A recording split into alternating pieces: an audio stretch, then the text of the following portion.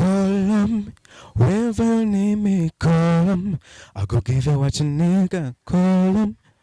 Pike muziki, kalalinda. Umwana. Mwana. Tamuma no kumwana. She do like my vibe, umwana. Ariko ndamukata kata umwana. Dusha vibrate, dakata. Na speed gavana niyamfata. Shima pepe kwaje. Maze nanje nkwatake kwaje. When I see you girl, when I see you girl, when I see you girl. When I see you girl, when I see you. Birango kwaje. Umwana shaka umwana. Reka nibyinire n'umwana. Umwana. Benshi ndabizi ko inkuru y'amarira yanjye n'ukuri yaciye mu matwi yanyu. Abandi twaturanye mu mudugudu w'irimbukiro, umwijima niwo niyorosaga. Narahura n'umwami wanjye Yesu, umwijima niwo niyorosaga. Narahura n'umwami wanjye Yesu. Mana yacu turagushimye kuri Imana ikomeye, turagushimye ko wabanye natwe, si uko twari beza, si uko twari ab'igikundiro. Hari benshi Imana batakiri mu mubiri, ariko data twebwe waturinze. Mweretse Mana ino televiziyo, reka uyihe umugisha Mana kubwo kuzamura impano z'abana Mana, kandi Mana uzajya ubarebera mu bikorwa bakora.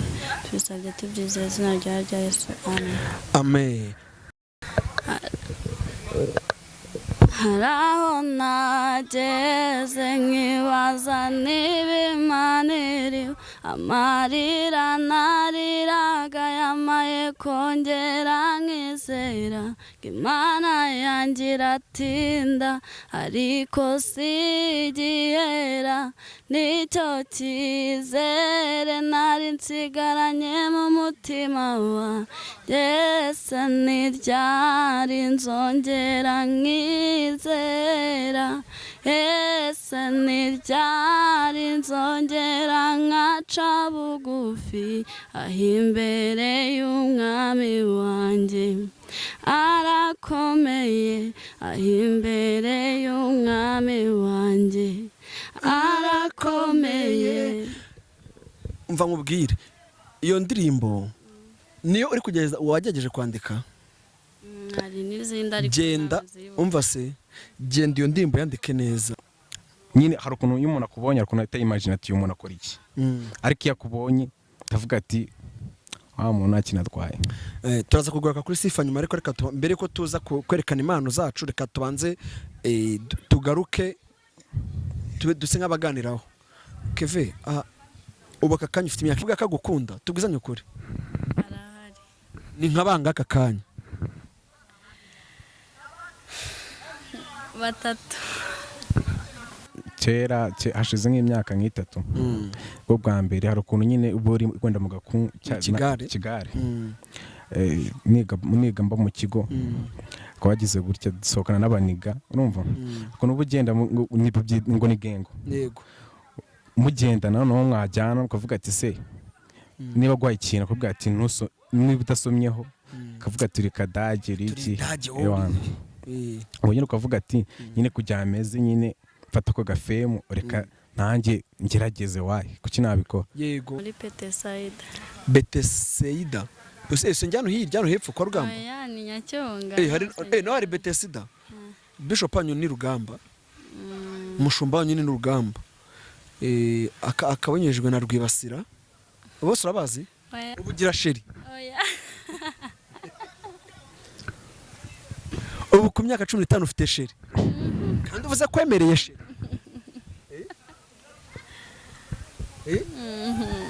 kure ariko tuganira turi guseza abantu turi entertaining cyangwa wanze kubyemera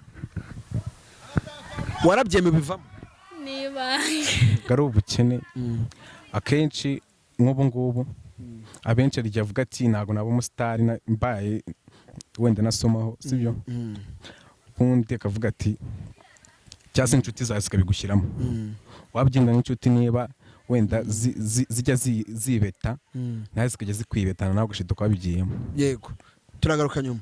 Hello guys, this is Wonder Shine TV. Course subscribe, comment, like and share. We know the vibe. Ciao. Ciao ciao. Yes, namaste changa fchatanae avre panjarne ajaptare mbanze gusuza abaherereye mu mande enye zigize igihugu cyacu ngo ndavuga amajyepfo amajyaruguru iburasirazuba iburengerazuba nibagiwe abari mu mujyi wa Kigali. Kora subscribe kuri Rwanda Shine TV tuye tubana mu biganiro byacu bya buri munsi. Nongeye nsuhuze abari mu Bushinwa mbabwire ni shishe, abari mu Buhinde mbabwire ni namaste cyangwa se ajaptare, abari muri Uganda bambwire ni kwa Granyo, abari besa abari muri East Africa hose mbasuze mbatere yambo. Iyi ni Rwanda Shine TV, njyewe ndi Riporo kuri kamera, ndi kumwe na Mugabo ndetse na Mugabo yitwa Igo hamwe na Dana, ni umukobwa mwiza cyane. Dana abatamuzi umunsi umwe nzamuzana kuri kamera mumurebe. Ariko mbere ya byose ndi kumwe n'abatumirwa imbere yanjye. N'ubwa mbere mubonye abatumirwa bakiri batoya, ni urubyiruko, ni abana bakiri batoya, ariko hari impamvu baje kuri Rwanda Shine TV. Ni abana bafite impano kandi ndetse zikeneye gushyigikirwa kandi ndetse zikenewe kwitabwaho kugira ngo zitera imbere. Ngira ngo umurongo wacu wa Rwanda Shine TV murabuzi, ni amakuru agiye atandukanye, ariko mu gihe tubonye impano ntabwo tugomba kuyisubiza inyuma. Ndatangira mbaye ikaze rero. Imbere yanjye ndi kumwe n'umukobwa mwiza cyane, ndabanza muha ikaze abanze yibwire abadukurikiye. Umeze neza? meze neza. Amakuru yawe? Ni meza. Uri mwiza? Murakoze. Kagira umugabo? Ntabwo nzi ukuntu basubiza. Kagire umugabo? Ndamukugize. Barasubiza ngo ndamushima. Ndamushimye. Yego. Ibi hirya ndi ko n'undi muhungu mbona ushabutse, nawe reka najye mu ikaze. Umeze brother? fresh kabisa. Ni amahoro? Ni amahoro. Bakwita Kenny Kevri. Kenny Kevri. Aman. Kenny Kevri kagira umugore?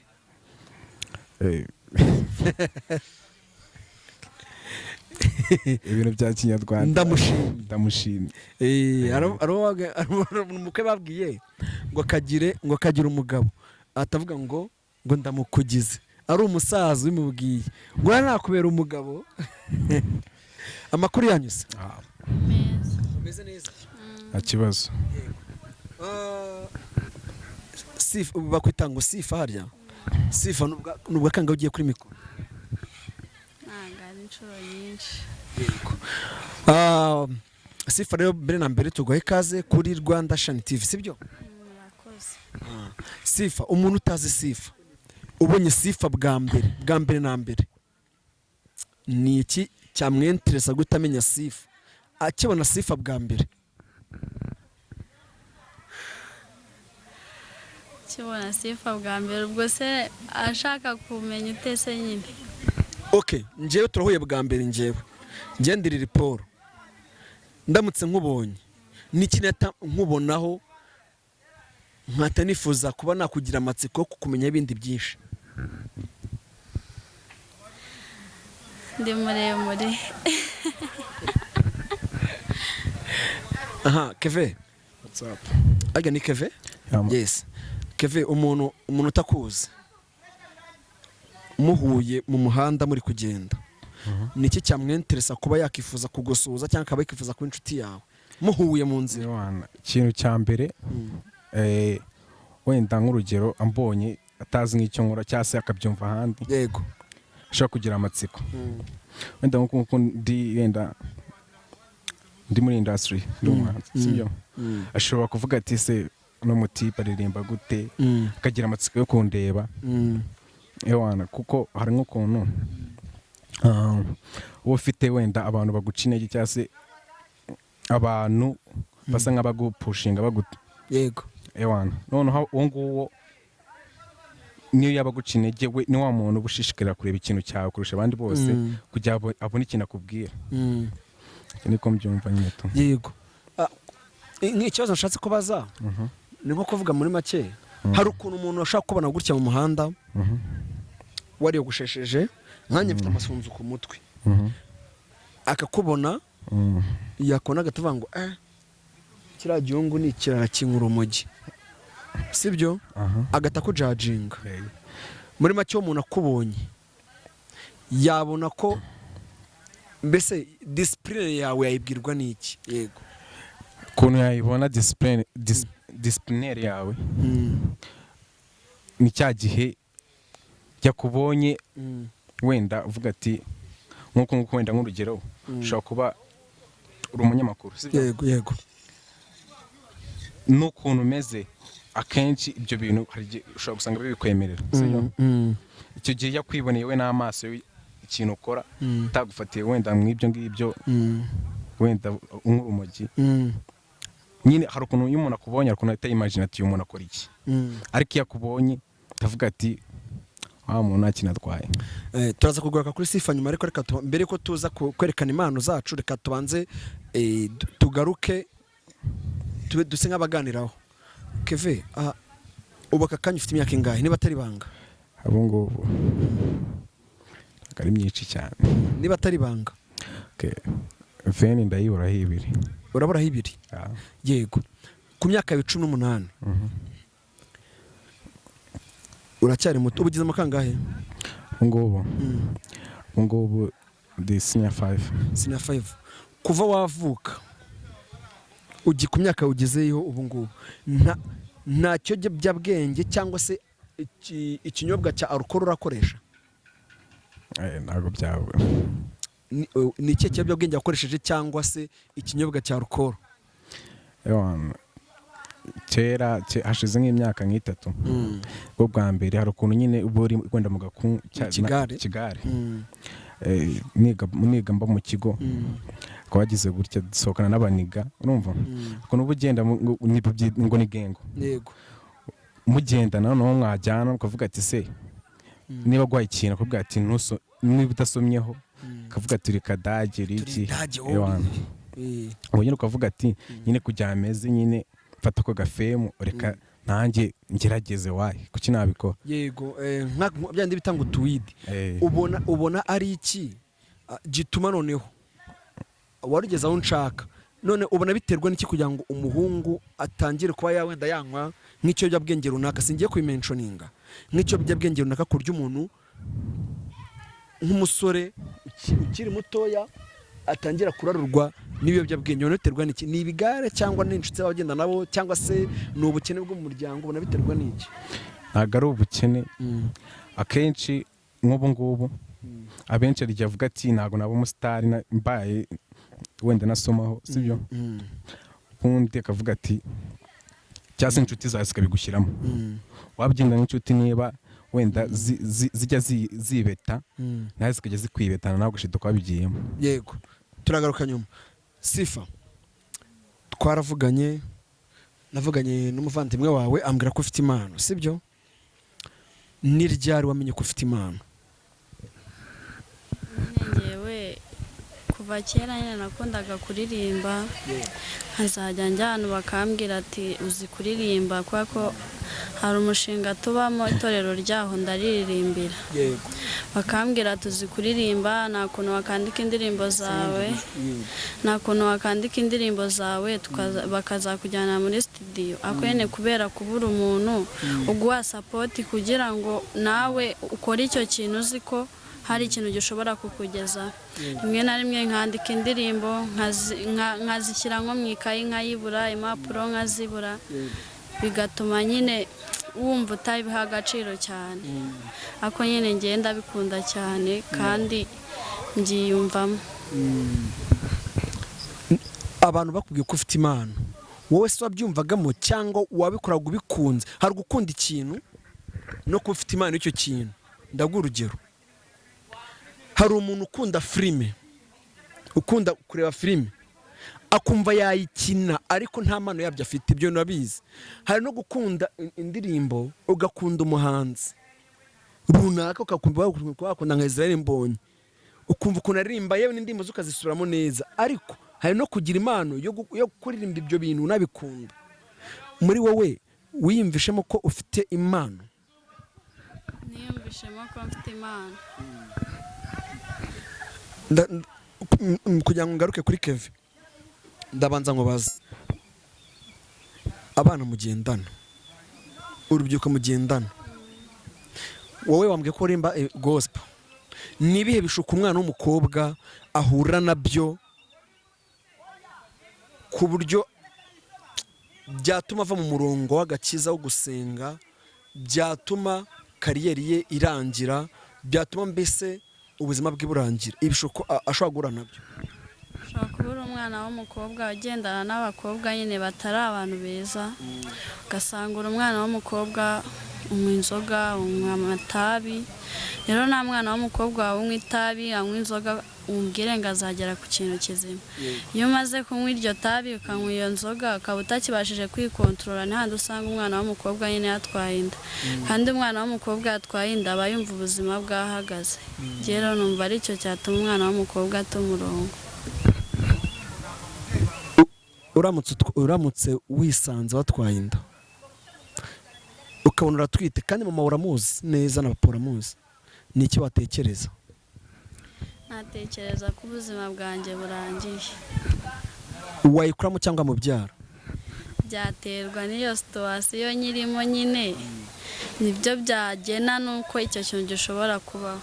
ni iki wakora kugira ngo ibyo byose ubyirinde? noneho ugomba kugira inshuti nziza, ukirinda nyine kugendera mu gakungu, ukumva inama z'ababyeyi, ukazajya ugira umwanya nyine ukicarana n'umubyeyi ukamubaza se iki n'iki ngiki ngikoze bishobora kuvamo iki.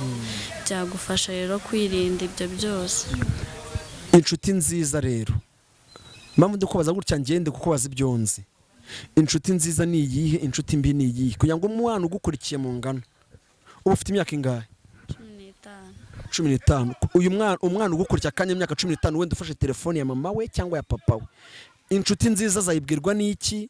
inshuti mbi azayibwirwa n'iki? ubu se waba ufite inshuti y'umukobwa akaza akakubwira ati iri joro turajya ahangaha ntukore iki ngiki, ukava iwanyu nyine nta muntu n'umwe ubizi, usanga nyine iyo nama ntabwo aba ari nziza. nawe rero iyo uzi ubwenge umenya ukuntu iyo nshuti yitwara. waba uri nawe uri umuntu mwiza ukamugira inama ukamubwira ati nubwo ibintu bikora ariko si sawa, rero byagufasha kumenya inshuti nziza. Keve, niryo wamenye ko ufite impano? niryo wamenye ko ufite impano? Jye namenye ko mfite impano kubera ko buretse gato, kubera ko abana b'abasore benshi biga mu ma interna cyangwa se abanyeshuri, akora agenda yumva ukuntu barushare baririmba, atuvuga ati ko nanjye babintu nabikora pe, ukanabikora neza ariko n'amano yabyo ufite. icyo nemera cyo buriya ushobora kuba ufite impano abantu ntibabikunde, waba udafite impano ukabikora neza kurusha umuntu ufite impano. ndaguha urugero, buriya ari hagati ya Diamond na Harmonize, ubona ndi muntu ufite impano hagati ya Diamond na Harmonize? umuntu mbona ufite impano hagati ya Diamond na Harmonize? njyewe bitewe nyine n'ukuntu yiyumva cyangwa se n'ukuntu ukunda wenda kubikurikirana kibona ari Diamond. reka nkufashe, turi kuganira sibyo, kandi ngo twisanzwe tuganire. buriya Diamond ntabwo afite impano kurusha Harmonize. buriya Diamond atinya Harmonize, ariko Harmonize ntabwo atinya Diamond. uzi impamvu? Diamond afite amafaranga. buriya Diamond ibintu byose akoresha amafaranga. buriya Diamond adafite amafaranga nta kintu yaba avuze. uzi impamvu? buriya Diamond niwe wazanye Harmonize. uzi impamvu yamuzanye? yamuzanye kuko afite impano. buriya uzacunge indirimbo za Harmonize nyinshi urumva ko ziri vocal uzucunga indirimbo za Diamond nyinshi ntabwo ziva ko zacunga indirimbo ze nyinshi ntabwo bumva nyatendimbo yaririmbye azikuye ahantu nyine ba Diamond ntabwo ajyandikira indirimbo Diamond baramwandikira Diamond afite team ishinzwe kwandika hari uwitwaga Rich Mavoko urumva Rich Mavoko bari bandikiraga Diamond amaze kugenda atahaza undi rero buriya Harmonize no umuntu ufite impano kubarusha ariko nyine Diamond ni kibamba nyine urumva wenda rya ko afite wamenye ko ufite impano rero ubundi biri byiciro bibiri yego bwa mbere ngewe nabyukaga ndirimba gospel buri gitondo nkajya mbyukamo ndirimba noneho nza kujya muri korali nabwo sinamaramo igihe gito muri Sunday Church nyine no mu rugo nyine icyo gihe ntibabyumvaga avuga ati se mu muryango ko nta muntu wabayemo umuhanzi wowe ujute biza gukubitiraho ubwo nagiye boarding yego noneho ngiye boarding ewana yasohoye indirimbo bita umwana noneho iyo ndirimbo kubera ukuntu nayikundaga cyangwa se kubera ukuntu nakunda kuririmbira abanyeshuri ugasanga benshi umuntu bafana Kevin Kade bamwanga noneho biza kurangira bayikunze bakajya banyita umwana mu kigo nabwo bwa mbere nibuka nibwo bwa mbere ngiye muri talent show nkaririmba noneho icyo gihe kuko night boarding n'ibintu byo kuvuga ati ndajya muri studio byari bigoye nabona uburyo njyayo noneho nkajya mbesha abanyeshuri babwira ati ngewe nagiye muri studio kuko iyo uri mu kigo ntabwo wabona uburyo bwo gusacinga umuntu ngo umenye niba atakubeshya cyangwa akubeshya noneho nza gusoza turokome mu kiruhuko nahise njya muri studio nyamara gusoza turokome ngiye muri studio bwari ubwa mbere indirimbo nayikumvishije ndagenda ndakora ndahaza abantu bamwe ntibabikunda aribwo n'ubu ngubu bikomeje ariko nyine nta gihe kinini ariko nibwo maze igihe gito ngiye muri studio nuyimvagamo umuziki ariko nari najya muri studio yego ubu rero twagiye sibyo ndashaka ko tubigendamo neza kugira ngo nyine iyo niyo ndimba yawahereyeho iyi ngiyi ni nziza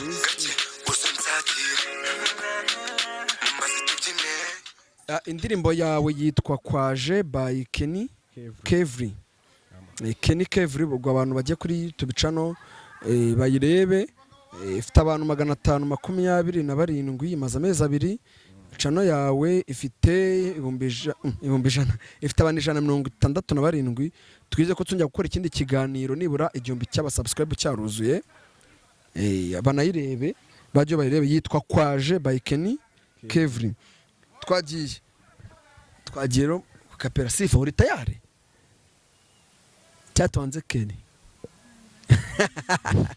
okay Kenny turirimbiraho n'utarimba ingiyi ndabizi iki kiganiro ndagisharinga aba manager babahanze ikiganiro ndagisharinga muyoboke urumva ndagisharinga hari groupe ibamo bakoca Gael ndayisharingamo bamuyoboke nabashutanye nashaka nimero zabo ndaziguha zabivugishirize ariko nyine ririmba nyine nka ku buryo umuntu ashaka kureba agatavuga ati uyu muntu afite imana nkuko twabonye uyu nguyu warembye akayobeyo ninde yembye akayobera katumusimbuke urumva twabonye nuza uyu nguyu Roskana urumva Roskana yakoze indirimbo amaze gukora indirimbo Irene abona ka video kiwe urumva ahita musaba amuga ati waza buriya yitwaga David Rubanguka araza bakorana indirimbo urumva amaze gukora indirimbo arabikunda cyane atamuhereza gute aba manager urumva amaze kumaba amanager nuko yazamutse amukuye hehe aho ngaho nungu witwa Maniki yani akwarembye akayobe nawe yari muri studio aririmba kantu King James arabyumva atamuzana ari managing sibyo rero ahanga no umuntu ashobora kureba akavuga ati uyu mupeta afite impano pe afite impano reka tumusapotinge na Sifa byumvireho sibyo sa nko ku ndirimbo niba udafite impano hari ukuntu umuntu aba adafite n'impano ndabeshya Igo hari ukuntu nadafite impano ariko ngo nibura ukabona ko afite vibe ukabona yatwika buriya Davis D nawe n'amano yari afite ariko ubonaga ko akora ibintu biri vibe twagiye kandi bire kureba muri kamera Go call 'em, wherever you need me, call 'em. I go give you what you need, call 'em. Pike muziki, kalalina. Umwana. mwana Tamuma no kumwana. She do like my vibe, umwana. Ariko ndamukata kata umwana. Dusha vibrate, dakata. Na speed gavana niyamfata. Shima pepe kwaje maze nanjye nkwatake kwaje when I see you girl when I see you girl when I see you girl when I see you girl when I see you birangora kwaje umwana shaka umwana reka nibyinire n'umwana yes sir wabanje hari wabanje ukurikiza ngiyo ariko reka tonze tugiye kwa Sifa si uri tayari uyu no umuhungu werimba mu buryo bwawe ndaguhereza mikoro sinajya kukuvugiramo akira urubanza rw'u Rwanda uje muri kamera benshi ndabizi ko inkuru y'amarira yanjye nukuri yaciye mu matwi yanyu abandi twaturanye mu mudugudu w'irimbukiro umwijima niwo niyorosaga narahura n'umwami wanjye Yesu umwijima niwo niyorosaga narahura n'umwami wanjye Yesu. wow mbambwiye aba bantu bari hano bakagukomera amashyi ariko abandi barimo barakora ikiganiro hepfo utadisturbinga Kevin afite impano Yohana arankomye yarankomye ni ukuri ko impano uyu mwana afite impano pe Sifa uyu muhungu afite impano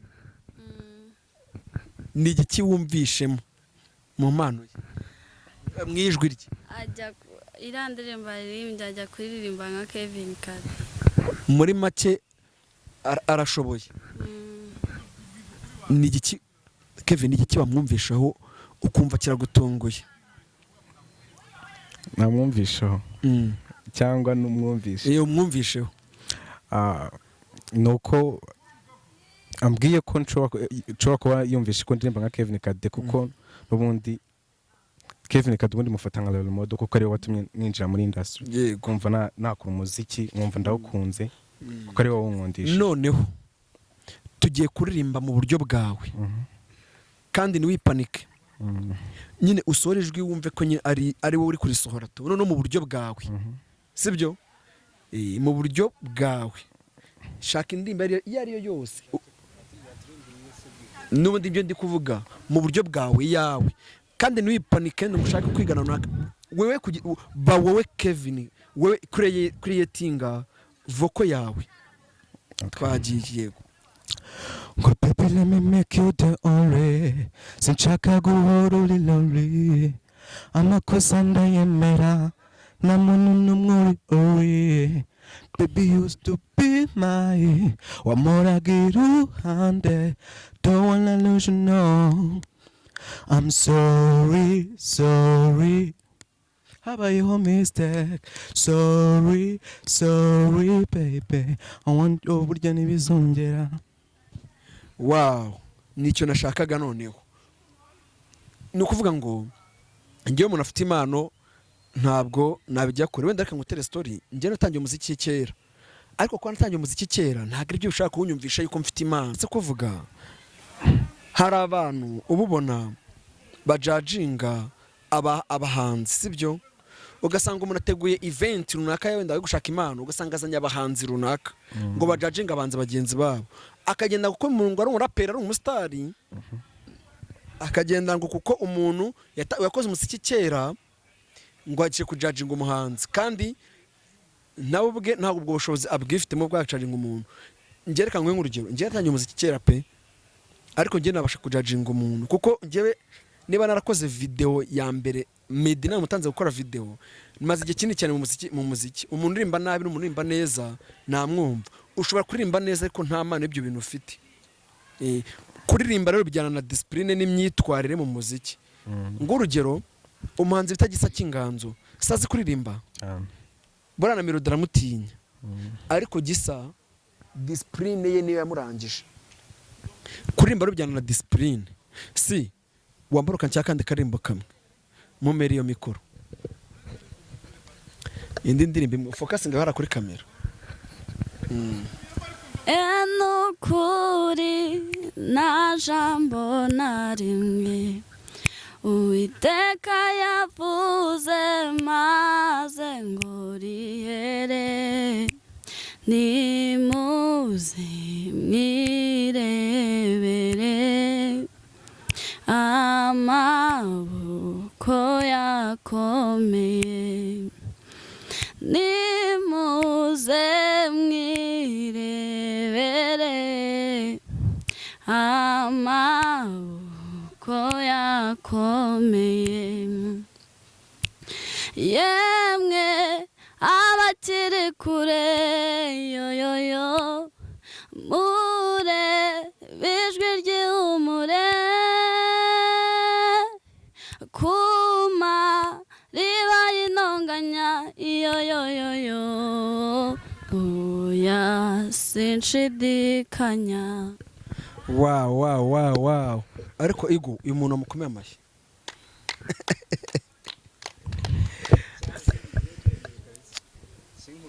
none se reka nkubaze mama na papa barabizi ko ino mpano uyifite wigeze se nibura ugerageza ko wajya muri studio ukajya gukora indirimbo oya byatewe n'iki nyine kubera kubura support kujyanayo nandikaga n'indirimbo pe nyinshi hari igihe mba ndi muri mood nkumva nyine hari idea ije nkandika ariko nyine nkaza kubura support then nkabura icyo nanditseho.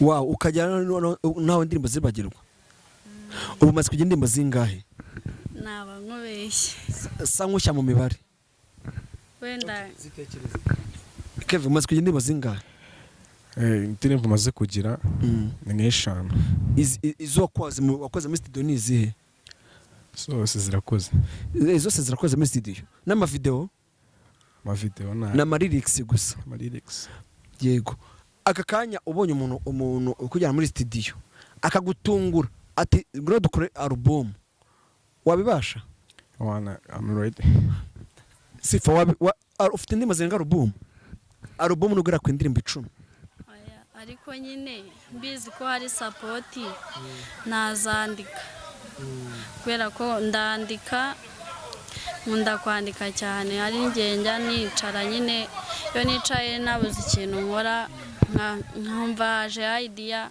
nkandika nka filime ariko nyine kubera kubura support nkaza sigara mu bitaro aka kanya se muri za ndimbo zose waririmbye niza cyane n'iz'abandi noneho hari indimbo yawe ufite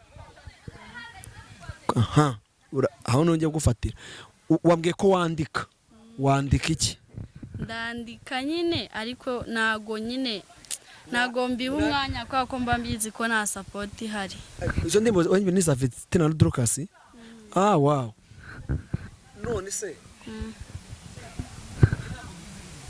mu ndirimbo zawe zose nta n'agace na kamwe aririmbaho gerageza kuko niba ufite impano uri umuhanzi kandi ugomba kuba ufite ibihangano byawe Okay, nta n'indi muragerageza kwandika cyane ukurimba mu rusengero gusa?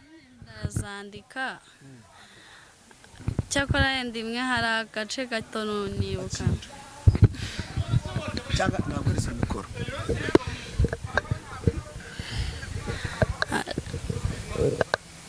hari aho nageze nkibaza niba Imana iriho, amarira nariraga yamaye kongera nkizera ko Imana yanjye iratinda ariko sigihera, nicyo cyizere nari nsigaranye mu mutima wanjye, ese ntiryari nzongera nkizera, ese ntiryari nzongera nkaca bugufi aho imbere y'umwami wanjye, arakomeye aho imbere y'umwami wanjye, arakomeye.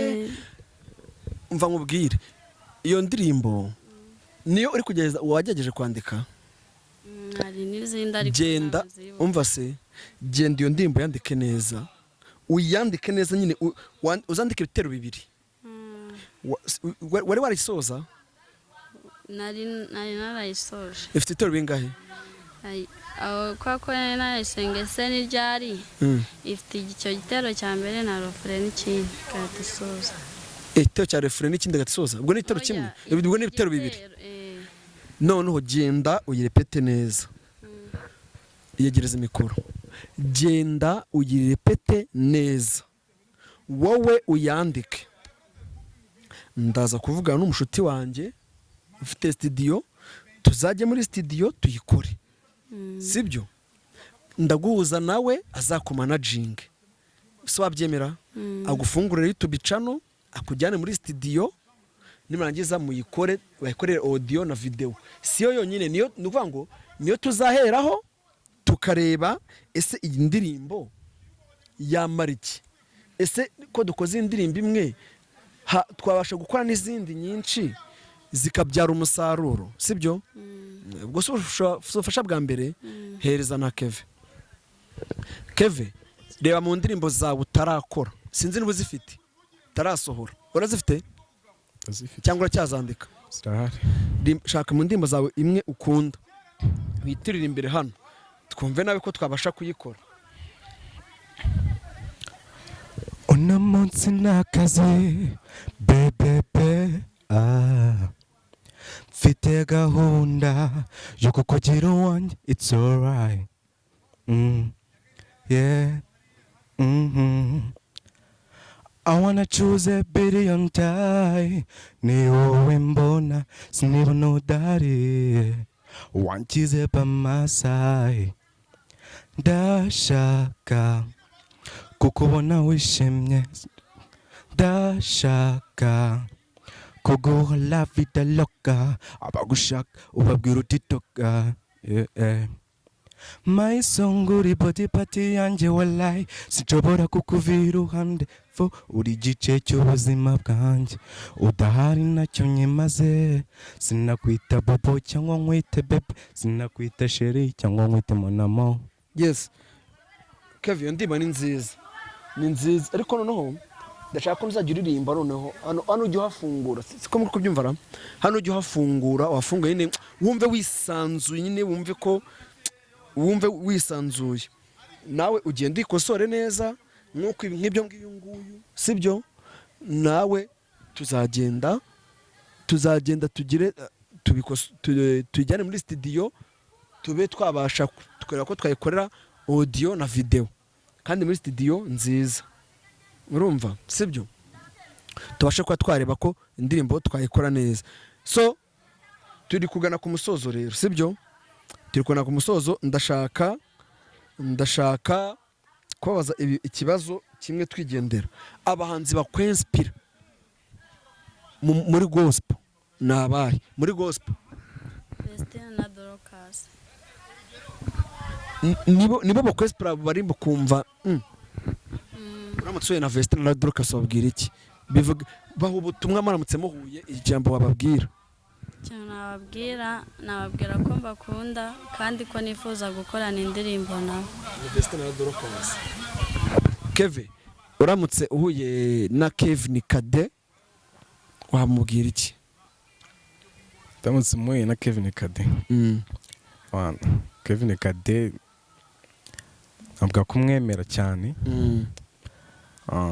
kandi ikindi cya kabiri mba numva ndamutse ngize amahirwe nkabonana nawe mba numva duhuye bwa mbere namusaba featuring ngakorana nawe n'indirimbo nyine tu ubundi mba numva ari ibyo ngibyo nyine. Yego. Reka tubashimire yuko mwitabiriye ubutumire bwacu kuri Rwanda Shine TV. Nizere ko anytime tuzabashaka tuzababona kandi ndabashimira ko twagiranye ikiganiro cyiza. Mbere ko rero nsezera abantu bari badukurikiranye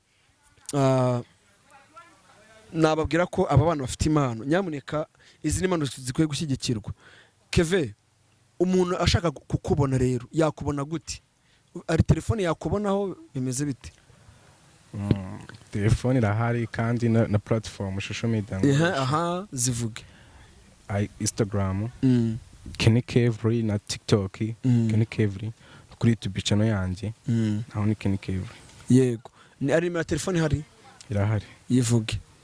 079 29 52 yego 399. Sifa Sheri. Ariko utarasezera umase kwigwa n'abantu bangaye ngo Sheri. N'abantu bangaye babwiye ngo Sheri bashaka ko mukundana. Na kugeza ikigena umuntu abikubwira. Kandi to be honest, erega ngiye biriya iki kiganiro turi gukora ni ukwerekana Imana. Ariko umuntu ureba ikiganiro hari ibintu yigiramo. Hari n'umumama ushaka kwakira ikiganiro avuga ati ikiganiro cyereka umwana wanjye hari igihe cyo yigiramo ku myaka 15. Namungura kubwira ko agukunda tubwizanye ukuri. Arahari. Ni nkabanga aka kanya. 3. Urambeshye. Mubwize kuri impamvu mbeshye. Uri kujya kunsuza ukabanza ukareba umuntu hari inyuma. Muri abo bose wemereye ndi. Ntabwo muzi. Utetwa n'abantu nubamenye. Okay, wemereye ndi hakaniye bangaye. Nemereye ndi. Ninde emereye wagusabye ukundo ukamwemera ninde wahakaniye? Muvuge myizina se. Oya wemereye ndi n'umwe cyangwa bose bose. Ubugira Sheri. Oya. Ubu ku myaka 15 ufite Sheri. Kandi uvuze kwemereye Sheri. Ide kure ariko tuganira. Turi guseza abantu turi entertaining. Cyanga wanze kubyemera. Warabyemeye bivamo. Niba. Ya naga ari banga. Nukuri umva ngubwira impamvu ndi kubikubaza. Hari umwana wari utwara umwana ufite imyaka 15 akakanya ufite umwana. Ashobora kumva inzira wanyuzemo. Niyo mubwiye Dana niyo mubwiye ngo aceceke. Ashobora kumva inzira wanyuzemo akavuga ati yo nanjye dise nzikurikiza. Akubwira ko agukunda. Wagende ku kiwe kugira ngo umwemerere. Biterwa n'imico afite nyine. Mwakundanye mugamije iki? Urukundo gusa nta kindi. Abi wabo kameme. Kevin umerewe mikoro.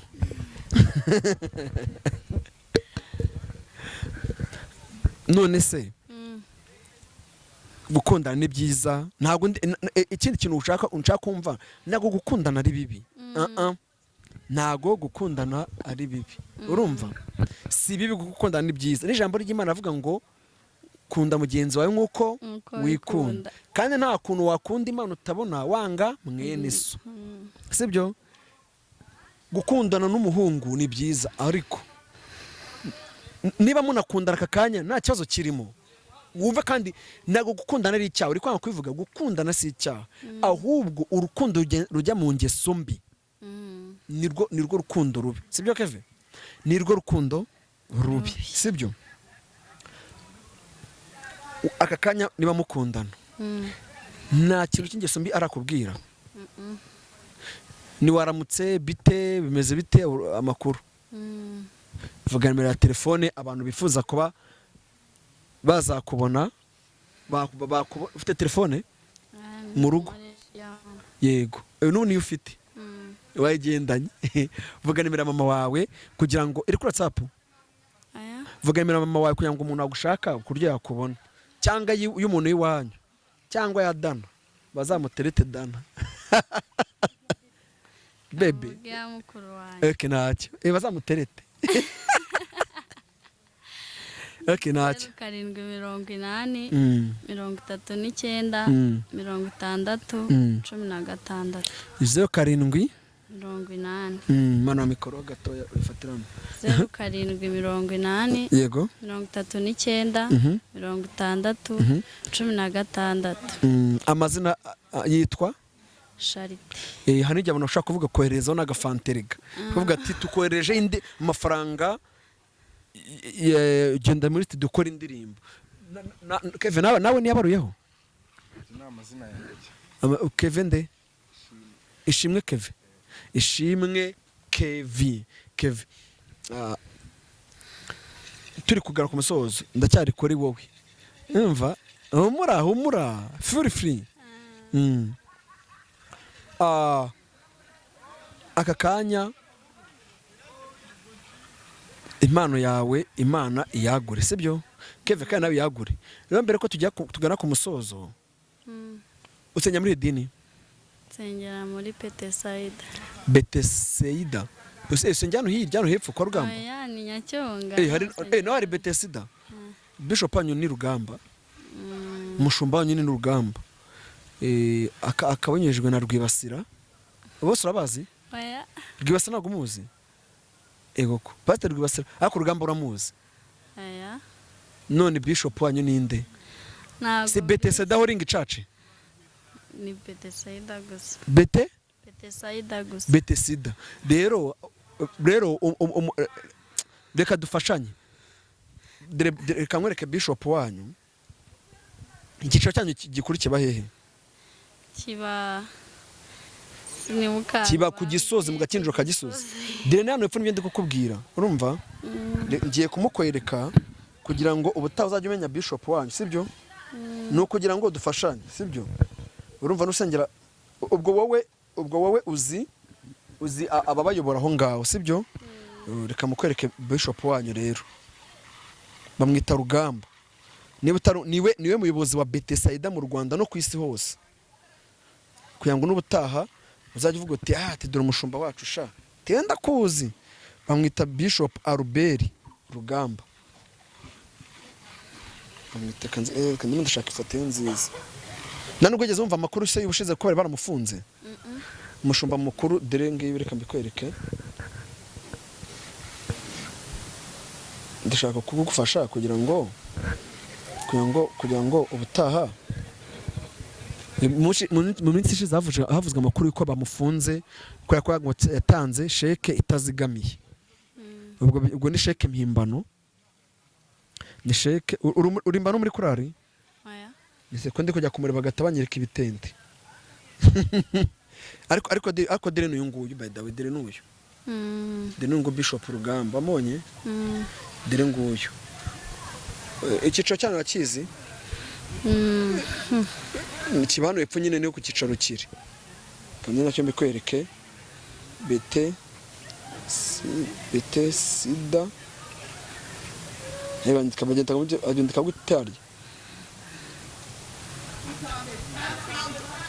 Betesida Holy Church.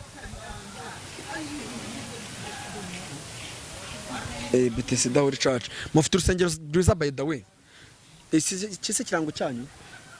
De urusengero rwanyu rukuru dere n'uru nguru. Ururuzi? Akibonera kuri kubwa nyuma ya kamera. Reka dusezera abantu. Keve, gikintu bw'abantu rero bakurikiranye Rwanda uretse mikoro igumane. Bwira ijambo rimwe abantu bakurikiranye Rwanda Shine TV tugana ku musozo. Okay. Icyo nababwira nuko wenda nk'abantu bakunda umuziki cyase abantu bakora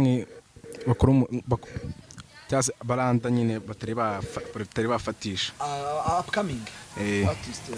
hari abo usanga nyine bitinya cyangwa bavuga ati nge nyine gutya bavuga ati nge ntibizacamo kubatinyura kugira ngo nibihebe bumve ko end time byazacamo.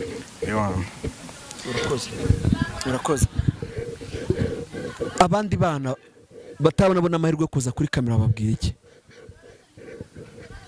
cyane nababwira ngomba kwitinyuka kandi umuntu wese nyine uzi umwana ufite Imana akamuha support kugira ngo nawe nyine azagira ikintu azageraho mu buzima bwe. Ese koko urasenga?